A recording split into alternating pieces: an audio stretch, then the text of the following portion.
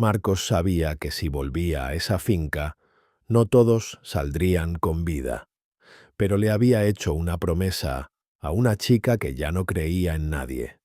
El comisario don Fernando lo llamó a su despacho y le dijo sin rodeos: «Marcos, ten cuidado, ya sabes que en este asunto hay demasiada gente metida». Marcos no se inmutó. «Lo sé, don Fernando, por eso quiero llegar hasta el final. Pero si ya has sacado tanta mierda a la luz que, por mucho que lo intenten, tapar esto ya es imposible. Lo entiendo, pero para quedarme tranquilo necesito sacudir ese nido una vez más. Comprende. En cuanto cunda el pánico entre ellos, saldrán corriendo, intentarán borrar huellas, cometerán errores. Confío en levantar suficiente revuelo como para llegar al que manda». Don Fernando resopló. «Joder, no te cortas, ¿estás seguro de que podemos con él? ¿Y nosotros qué somos, don Fernando? ¿No somos la ley? Usted mismo lo dice. El escándalo ya es enorme». El comisario negó con la cabeza, pero ya se le notaba que iba a ceder. «Ay, Marcos, me vas a meter en un lío del que no salgo. Aunque bueno, me quedan 6 meses para la jubilación. Venga, adelante, a ver si limpiamos un poco esta porquería. Pero ten cuidado, ¿eh? No te metas donde no debas. Acuérdate de que tienes a Pablo». «Gracias, don Fernando, me voy». Marcos tenía con aquella banda, porque no se la podía llamar de otra forma, un asunto personal. No solo se dedicaban a cometer delitos amparados por alguien de arriba. Lo peor era que hacían que pagaran otros, inocentes, gente que no tenía nada que ver, gente cuya vida se rompía de un día para otro sin que pudiera hacer nada por evitarlo. Las pruebas que fabricaban eran tan sólidas que los jueces se quedaban de piedra. Sabían, intuían que aquel hombre o aquella mujer no merecían estar entre rejas, pero no podían hacer nada. Todas las pruebas apuntaban contra ellos, y en este país, cuando las pruebas hablan, las personas callan. Marcos se había metido en este caso hacía 2 años. Fue él quien se presentó ante don Fernando para pedirle que le asignaran la investigación. El comisario se sorprendió entonces. «¿Para qué quieres esto? Solo vas a romperte los dientes». Marcos sonrió de medio lado. «Hoy en día hay buenos dentistas, comisario. Le ponen a uno unos implantes que no se distinguen de los de verdad. Pero hablando en serio, ayer encerraron a una chica, Marina Herrero». Don Fernando frunció el ceño. «¿Marina Herrero? Usted sabe que ella no es una pieza del engranaje. Es una chica que estaba en el lugar equivocado en el momento equivocado». El comisario levantó la mano. «Marcos, no digas esas cosas así. Ya has visto cuántas pruebas hay contra ella». «Sí, lo he visto todo. Y usted también sabe perfectamente lo que hay. ¿De verdad no le repugna que alguien ahí arriba nos maneje como marionetas?» Don Fernando se quedó callado un momento. Se frotó la cara con las 2 manos, como hacía siempre que sabía que iba a ceder. «Está bien, ya que estamos en esto, dime, ¿qué puedes hacer tú?» Marcos no dudó. «Todo, y no solo yo, todos nosotros, porque somos la autoridad y nuestro deber es hacer que se cumpla la ley». Don Fernando suspiró. «Anda, como si no tuvieras bastantes problemas. Venga, cógelo, trabaja en ello. A mí también me da pena la chica, créeme. Pero hay cosas que se nos escapan». Marcos intentó sacarla, pero se dio cuenta de que alguien manipulaba las pruebas con una habilidad inquietante. Y eso solo podía significar una cosa. Detrás de todo había alguien de dentro, alguien de la policía, y no un agente cualquiera. Se lo había prometido y no había podido cumplir. Cuando se la llevaron, Marina lo miró con una pregunta muda en los ojos. No dijo nada. No hizo falta. Aquel silencio pesaba más que cualquier palabra. «Usted me lo prometió». Esa frase no la dijo ella, la dijo él por dentro, con su propia voz cada noche, antes de dormirse. El día de la operación, Nicolás le trajo un café a Marcos. Se lo dejó sobre la mesa sin decir nada y le dio una palmada en el hombro. «Ánimo esta noche, ¿eh? Que volvamos todos enteros». Marcos le dio un trago al café y asintió. «Gracias, Nico. No recordaría ese momento hasta mucho después, y cuando lo recordara, le quemaría más que cualquier bala». Antes de salir de casa, Marcos se acercó a Pablo. El crío lo observaba con atención. Era menudo, moreno, con los ojos enormes. «Papá, ¿vas a volver pronto?» «Pronto, pero tú ya estarás dormido. Hazle caso a doña Carmen, ¿vale?» Pablo miró a la vecina del segundo, una mujer mayor que, por un poco de dinero, se quedaba con él cuando su padre tenía que salir. Doña Carmen le sonrió. «Pablito siempre se porta bien, es el sueño el que no se porta. Lo espera, y el sueño nada, que no viene y anda por ahí perdido». Pablo asintió con seriedad.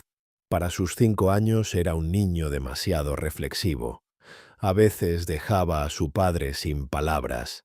Marcos, cuando lo acostaba por las noches, creía que el niño ya se había dormido, y entonces le llegaba una pregunta en la oscuridad. «Papá, ¿por qué la luna brilla si no tiene fuego?» O «Papá, ¿por qué los copos de nieve tienen esa forma y no otra?» Y había que ponerse a explicar de madrugada. Y Marcos lo hacía, porque sabía que esos minutos en la oscuridad, con la voz bajita y el niño calentito contra su costado, eran lo mejor que tenía en la vida.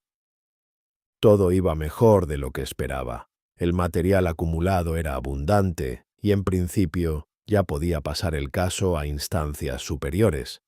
Pero Marcos quería saber quién estaba detrás de todo, y la única forma de averiguarlo era pillar a los cabecillas en la finca donde se reunían. El calor de agosto no daba tregua, ni siquiera de noche.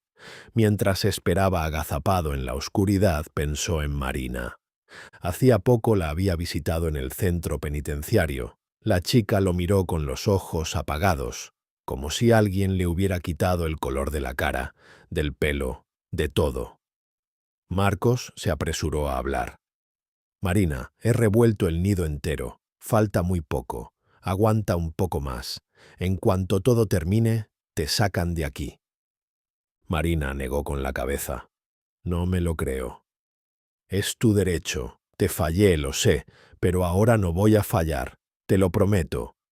Ella levantó hacia él sus ojos azules, llenos de lágrimas, y por primera vez Marcos vio algo que no era solo desesperación. Había algo más, algo que ella escondió rápido, como quien aparta la mano de una llama.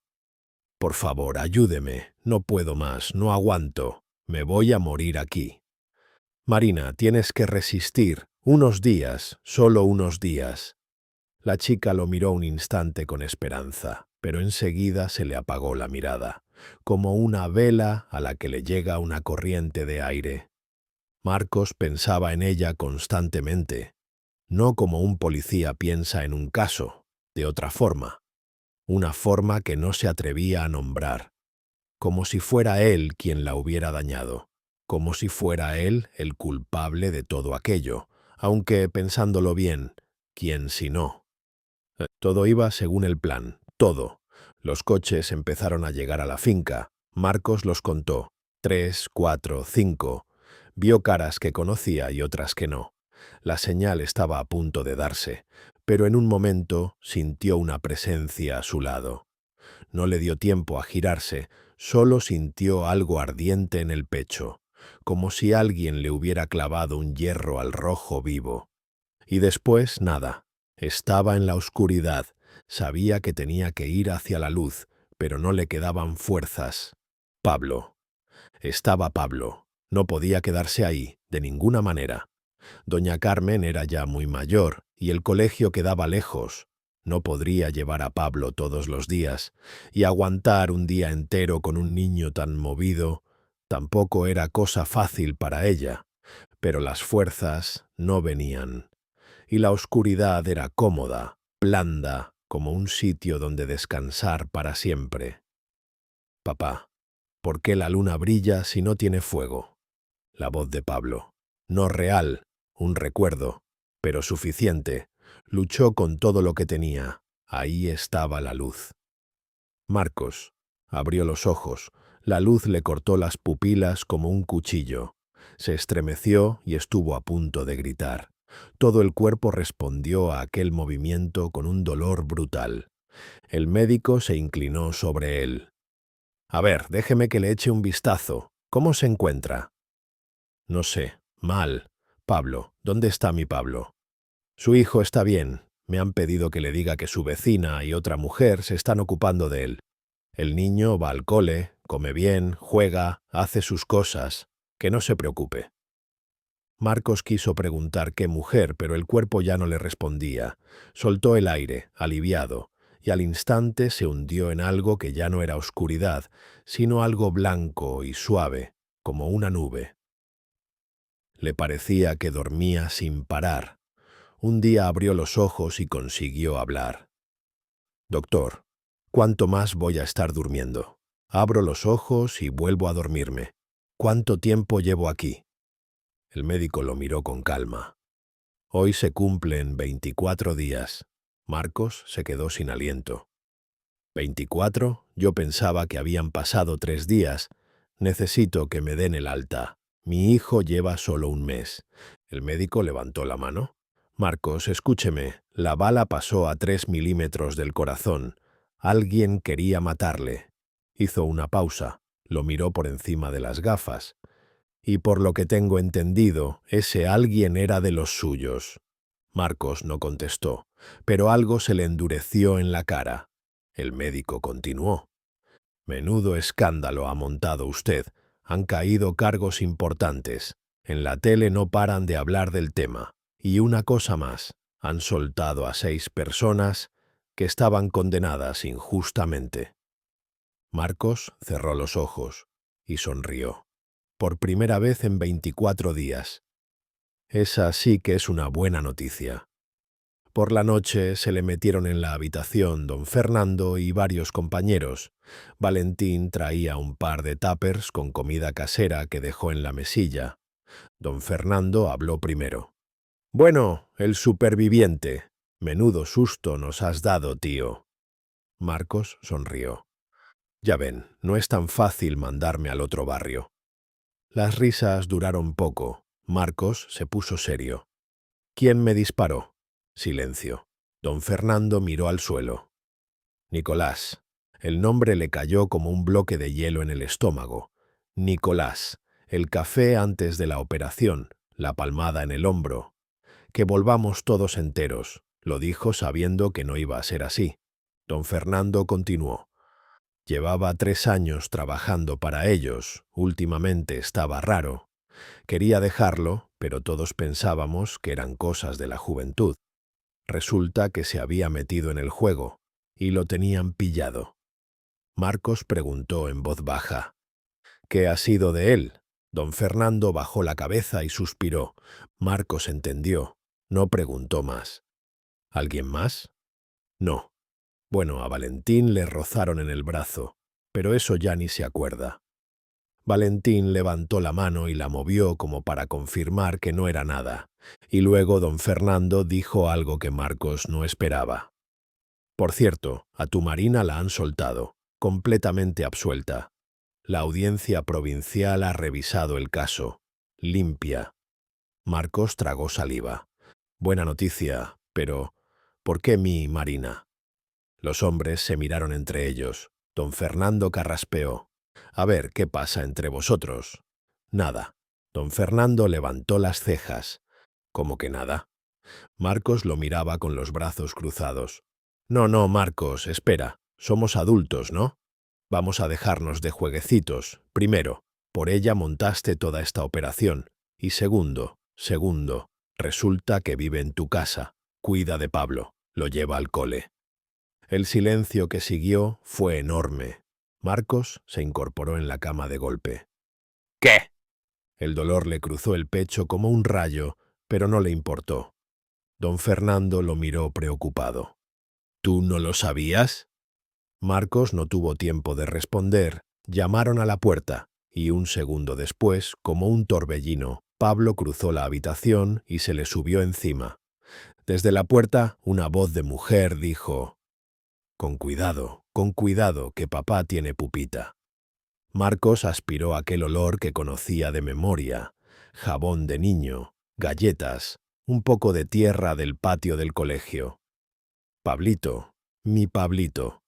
En la puerta estaba Marina, y Marcos la miró, y supo que lo que había visto en sus ojos en el penitenciario, aquello que ella escondió rápido, no se lo había inventado. Ahora, desde luego, no parecía una expresa: el pelo arreglado, ropa bonita, un poco de maquillaje, todo impecable. Pero lo que más había cambiado no era nada de eso, era la forma de estar de pie. Antes se encogía, ahora no. Los compañeros empezaron a recoger contacto. Valentín le dio un apretón en el pie al pasar. Don Fernando le guiñó un ojo desde la puerta. «Bueno, que no te aburras. Si necesitas algo, llama. Ya volveremos». Salieron todos. Marina se quedó de pie, sin moverse. Tenía las mejillas encendidas. «Hola, Marcos». «Hola». Un silencio. Marcos la miró serio. «¿Me puede alguien explicar qué pasa en mi casa?». Marina se retorció los dedos y empezó a hablar atropelladamente.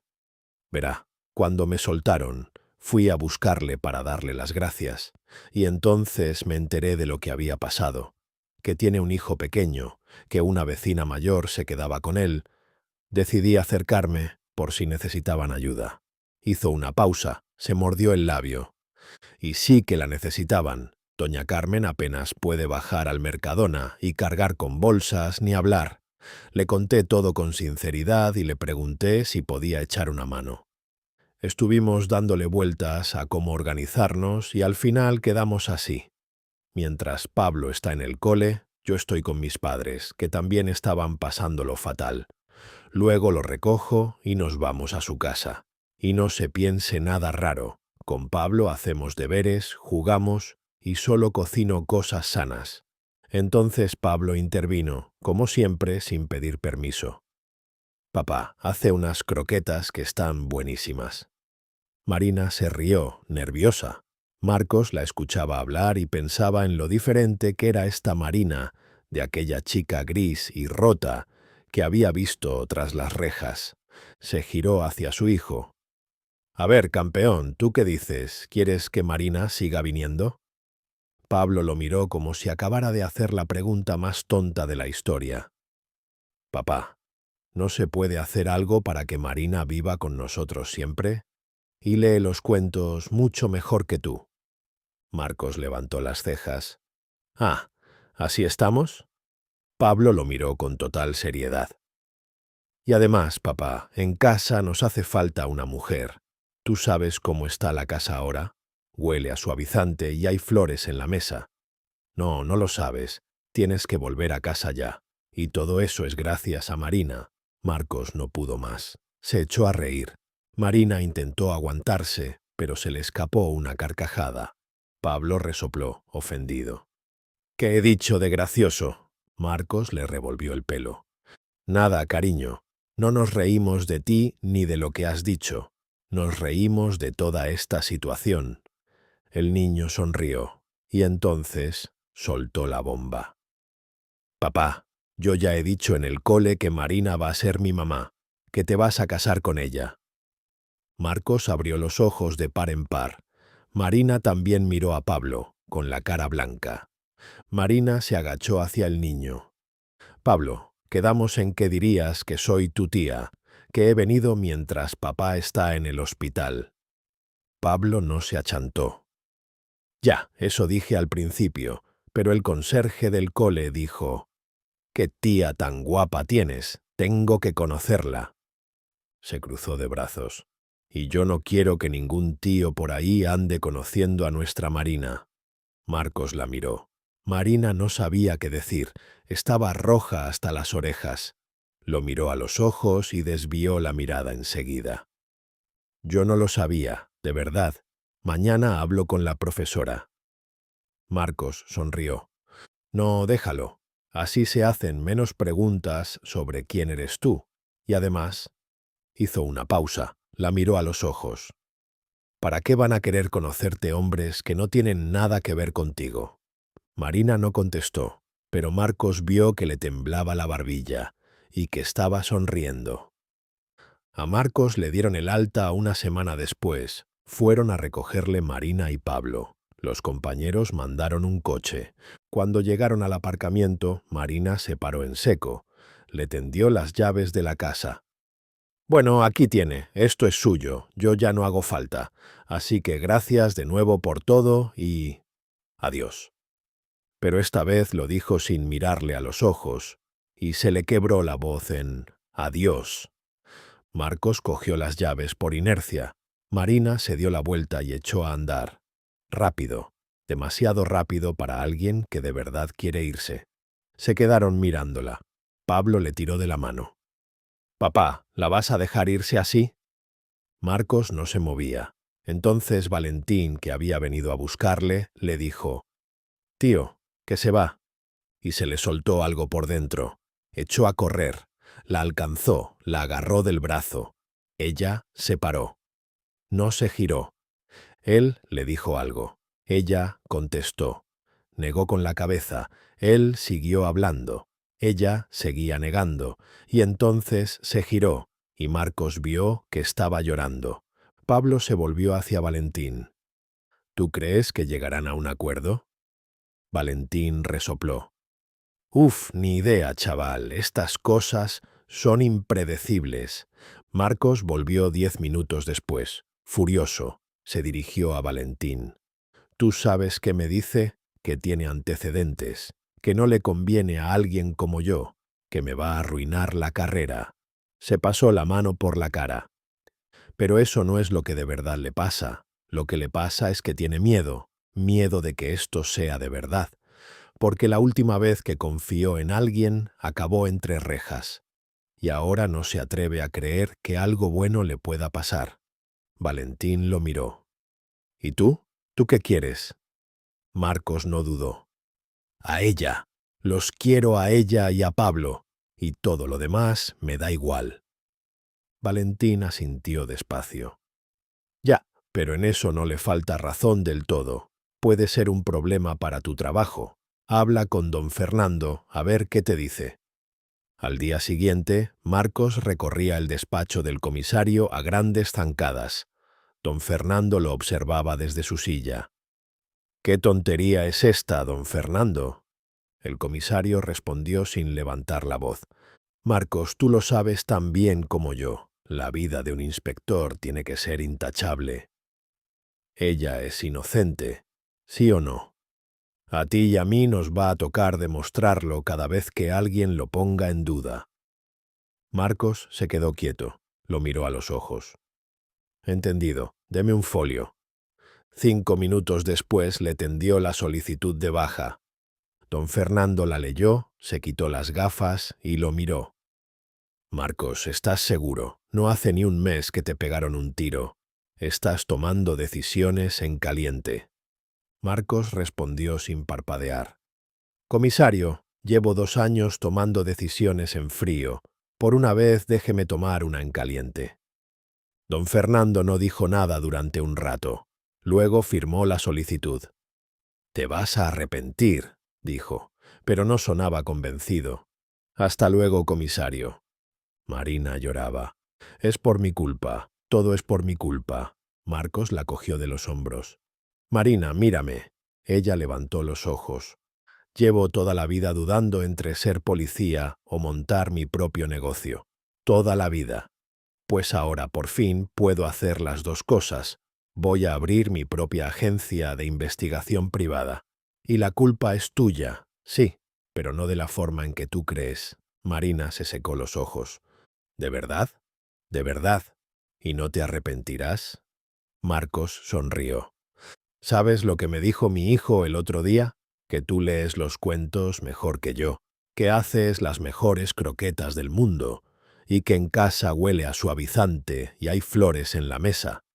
¿Tú crees que alguien que provoca eso es alguien de quien arrepentirse?» Marina se rió entre las lágrimas. Bueno, ¿cuándo vamos a conocer a tus padres? Pablo estaba en el séptimo cielo.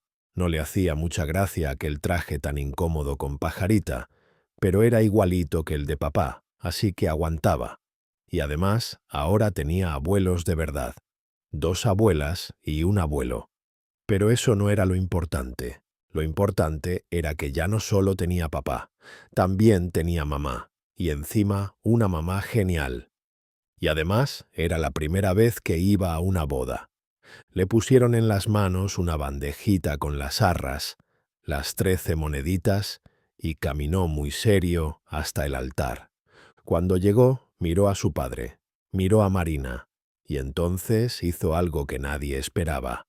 Le dio las arras a su padre, se giró hacia la gente y dijo con su voz de 5 años muy seria: «Ya os dije que se iban a casar». La iglesia entera se echó a reír, y a Pablo le gustó todo mucho, mucho.